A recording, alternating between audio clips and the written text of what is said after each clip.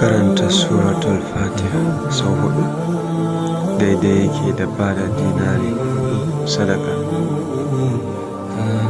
Karanta Suratul Ikhlas Qul huwallahu ahad daidai yake da karanta Qur'ani dukkanta.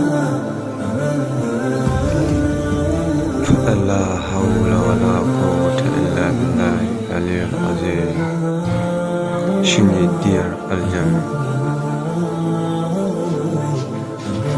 Faɗan astaghfirullah kafa 10 daidai yake da saka mutane biyu masu gaba da juna farin ciki.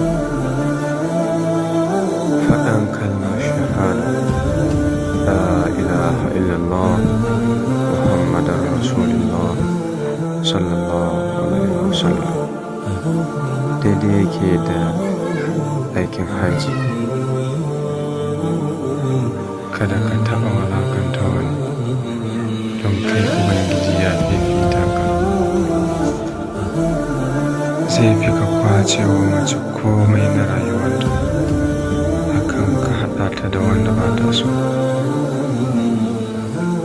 Duk wanda ya yi tsayin daka wajen kare mutuncin ɗan uwansa lokacin da baya nan, ba za ya taɓa shiga wutan jahannama ba. Duk wanda ya yi wa musulmi damuwa da bakin ciki a nan duniya, to Allah zai yayi masa damuwa da bakin ciki a nan duniya da ta lahira.